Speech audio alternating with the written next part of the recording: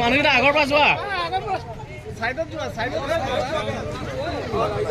রাহুল গান্ধী মুর্দাবাদ মুর্দাবাদ মুর্দাবাদ রাহুল গান্ধী মুর্দাবাদ মুর্দাবাদ মুর্দাবাদ রাহুল গান্ধী মুর্দাবাদ মুর্দাবাদ মুর্দাবাদ আরে আগত কিয় আহি থাকে রাহুল গান্ধী মুর্দাবাদ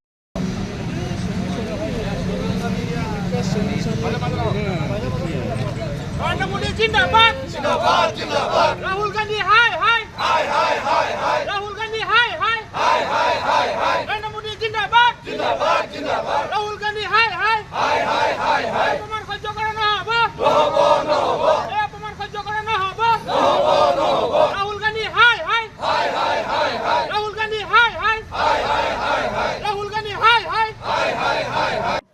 ওবিসি সম্প্ৰদায়ক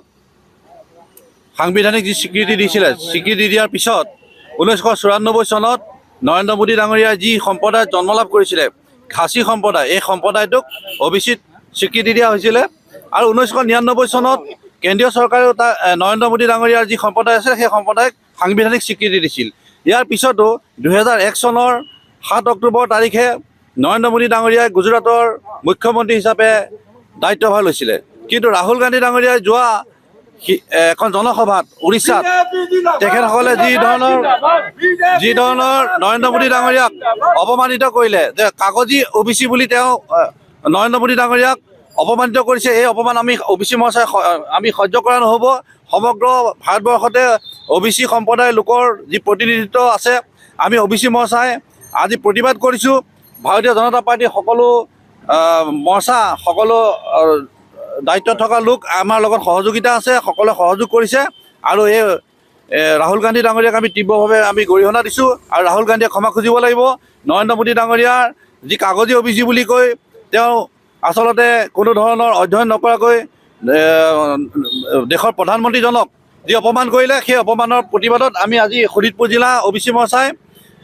সকলোকে লগত লৈ আমি প্ৰতিবাদ সাব্যস্ত কৰিছোঁ আৰু তেখেতক আমি ক্ষমা খুজিবৰ বাবে আমি আহ্বান জনাইছোঁ জিলা ভাৰতীয় জনতা পাৰ্টিৰ ওবিচি মৰ্চাই এই কোৰ্ট চাৰিআলিত উপস্থিত হৈ সন্মানীয় আমাৰ দেশৰ প্ৰধানমন্ত্ৰী ডাঙৰীয়াক ৰাহুল গান্ধী ডাঙৰীয়াই যি অপমানসূচক